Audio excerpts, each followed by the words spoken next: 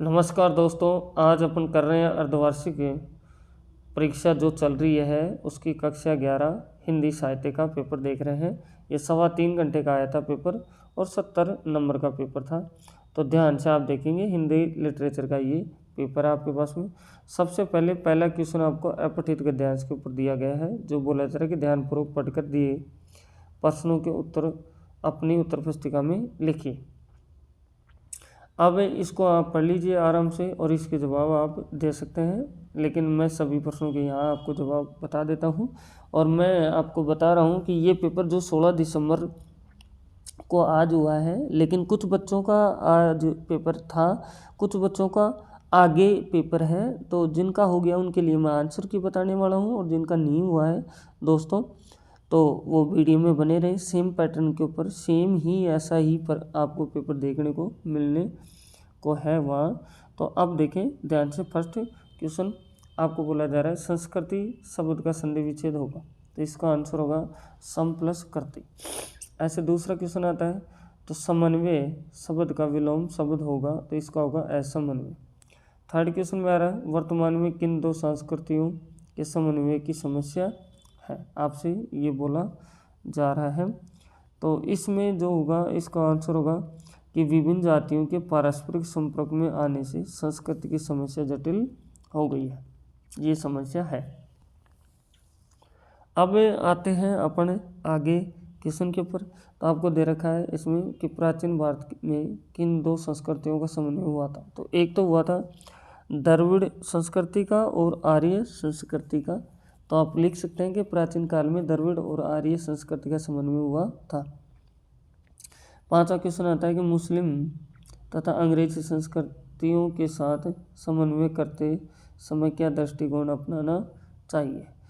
तो दोस्तों आपको इसका जो उत्तर दे रखा है ध्यान से सुनेंगे कि अपन को समन्वय क्या बात ध्यान में रखनी चाहिए। तो अपन को ध्यान में रखनी चाहिए कि इन संस्कृतियों से अछूते नहीं रह सकते, इन संस्कृतियों में से हम कितना छोड़े यह हमारे सामने बड़ी समस्या है। तो अब आता है छठा क्वेश्चन। तो लेखक किसको लज्जा का विषय नहीं मानता, लेखक किसको लज्जा का विषय नहीं मानता है। तो इसके ऊपर वह अपना भाव व्यक्त करते हुए कहता है कि क्या कहता है कि अपनी संस्कृति की बातें चाहे अच्छी हो या बुरी हो, दूसरों की संस्कृति से मेल खाती हो या ना खाती हो, ये इसका आंसर हो जाएगा। आठवें क्वेश्चन बोला जा रहा है उपरोक्त गद्यांश का एक उचित शीर्षक लिखिए। तो उचित जो शीर्षक है वो है संस्कृति का महत्व। दोस्तों इस तरह से अपना फर्स्ट क्वेश्चन हो जाता है। अगर चैनल पे फर्स्ट टाइम में विजिट कर रहे हो तो चैनल को सब्सक्राइब करें, बेल आइकन प्रेस करें दोस्तों, और अपने साथियों के साथ शेयर भी करें। तो दोस्तों अपने पास सेकंड क्वेश्चन आ रहा है, इसमें अपन को पद्यांश दे रखा है। तो इस पद्यांश को आप ध्यान से पढ़ें, अच्छे से ध्यान से। तो अब चलो इसके क्वेश्चनों पे देखते हैं। मैंने पढ़ रखा है बहुत अच्छे से और सभी प्रश्नों के आंसर मैं देने वाला हूँ यहाँ से। तो फर्स्ट क्वेश्चन में बोला जा रहा है उठे राष्ट्र तेरे कंधों पर कवि। इस प्रश्न को दोबारा देखिए दोस्तों। देखो क्या दे रखा है आपको कि उठे राष्ट्र तेरे कंधों पर कवि ने किसके कंधों के लिए कहा और क्यों कहा। तो इसका आंसर आप ध्यान से सुनेंगे। मैं आपके सामने बोला जा रहा हूँ कि देखो देश के नवयुगों को अर्थात देश की प्रगति एवं उद्धार करने में संलग्न तरुणों के लिए कहा गया है, इसलिए तो कहा गया है। अब क्यों कहा गया, संसार में जितने भी सामाजिक परिवर्तन एवं लोक कल्याण के कार्य हुए हैं वे नौजवानों की अद्भुत शक्ति एवं साहस से ही हुए हैं, यह अपना आंसर हो जाएगा। दूसरे में बोला जा रहा है काव्यांश का मूल भाव क्या है। तो काव्यांश का जो मूल भाव है ये अपन से पूछा जा रहा है कि काव्यांश का मूल भाव क्या है। तो आप इसमें लिख सकते हैं आराम से क्वेश्चन के अंदर। तो काव्यांश का मूल भाव है कि देश की प्रकृति व रक्षा का भार ले, कमज़ोर लोगों व दलितों का उद्धार करें और दुश्मनों का डटकर मुकाबला करें, ये अपने पास में इसका मूल भाव आ जाता है। तो थर्ड क्वेश्चन में केहरी कटी से कवि का क्या अभिप्राय है। तो केहरी कटी तोड़ सके से कवि का आशय है कि तरुणाओं की भुजाओं में मित बल है, अपनी शक्ति से असंभव भी संभव कर सकता है।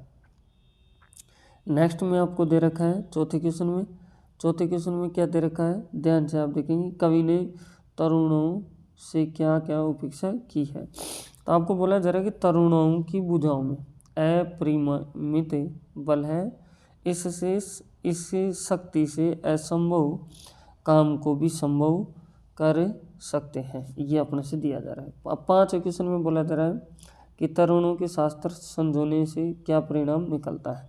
इससे जो परिणाम निकलता है वो निकलता है, देखो मैं आप सामने बोल रहा हूँ कि सोने का मुकुट है वह चरण के नीचे आ गया, अर्थात बल बिना शस्त्र के टूट जाना। अब इसके बाद में जो आ रहा है छठा क्वेश्चन, प्रस्तुत काव्यांश में कौन सा रस प्रयुक्त है। तो इसमें आपको मैं बता दूं नीर रस प्रयुक्त है। कौन सा, नीर रस। आगे बोला जा रहा है गहरे रन गनगौर बड़ी पंक्ति में कौन सा अलंकार है। तो इसमें अनुप्रास अलंकार है। दोस्तों इस तरह से अपने पास में ये आ जाता है। अब जो थर्ड क्वेश्चन आ रहा है ये सभी इजी हैं, आपको गद्यांश और पद्यांश दे रखे हैं। देखो इसमें पद्यांश दे दिया, तो इन सबको आप पढ़ें ध्यान से। अगर ये आता है तो ठीक है समझ में, नहीं तो फिर ये पढ़ लें आराम से और इनके उत्तर आप दें। तो देखो दोस्तों आपके पास में ये आ गया, कोई दिक्कत नहीं है। आपको व्याख्या करवा रहा था, इसके अंदर भी देख सकते हैं, देखो सप्रसंग व्याख्या। तो अब नेक्स्ट में देखोगे तो चौथे क्वेश्चन में क्या बोला जा रहा है कि निम्नलिखित गद्यांश की सप्रसंग व्याख्या कीजिए। अब व्याख्या दोस्तों आपको करनी आनी चाहिए, या तो इसकी करो या फिर इसकी। अब नेक्स्ट में आपसे जो क्वेश्चन आ रहा है 5वां, वो आपको बोला जा रहा है कि क्या, देखो कि निम्न में से किसी एक घटना या दृश्य के आधार पर लेख लिखिए, या तो लिखो स्वतंत्रता दिवस समारोह में या रक्तदान शिविर में। छठा क्वेश्चन में क्या बोला जा रहा है, निम्न प्रश्नों में से किन्हीं 3 प्रश्नों के उत्तर दीजिए। तो अब इसमें आपको 5 प्रश्न दे रखे दोस्तों, तो 3 का आंसर देना है। 1 प्रश्न 2 नंबर का, तो 3 प्रश्न 6 नंबर के हो जाते हैं। अब अपने पास में 7वां क्वेश्चन आता है। तो 7वें क्वेश्चन में बोला जा रहा है कि जनसंचार माध्यम दूरदर्शन के क्या उद्देश्य होने चाहिए। ऐसे 8वां क्वेश्चन है उल्टा पिरामिड शैली को परिभाषित कीजिए। अब 9वां क्वेश्चन है कि डायरी क्या है, स्पष्ट कीजिए। 10वां क्वेश्चन है कि पटकथा की रचना या ढांचा किस तरह तैयार होता है, समझाइए। ओके, अब नेक्स्ट क्वेश्चन अपने पास में आ रहा है कि यहाँ से 11वें में आपको बोला जा रहा है कि 30 शब्दों में आप इन सभी प्रश्नों के आप उत्तर देंगे। ऐसे 12वां क्वेश्चन है कि मकबूल ने आत्मकथा में बड़ौदा शहर की क्या विशेषता बताइए। अब ये बुक के क्वेश्चन है दोस्तों, आपको ध्यान रखना चाहिए कि मकबूल ने आत्मकथा में बड़ौदा शहर को क्या बताया।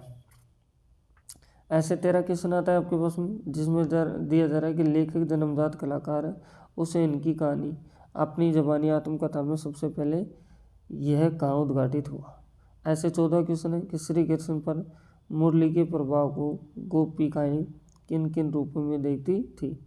ऐसे 15 क्वेश्चन है कि जाग तुझको दूर जाना है स्वाधीनता आंदोलन की प्रेरणा से रचित एक जागरण गीत है, कथन के आधार पर कविता की मूल संवेदना लिखो। तो मूल भावार्थ लिखना है आपको इसके अंदर। अब चलते हैं दोस्तों अपन 16वें क्वेश्चन में। तो जो 16वां क्वेश्चन है आपको, ये बड़े क्वेश्चन आपके सामने आ जाते हैं, देख सकते हैं आप, 3 नंबर की क्वेश्चन है। बोला जरा कवि देश की कविता सपनों में संयोग व वियोग पक्षों का सुंदर चित्रण हुआ है, स्पष्ट कीजिए। अगर ये आता है तो ठीक है, नहीं तो ये करो। जिसमें क्या है, खेलन में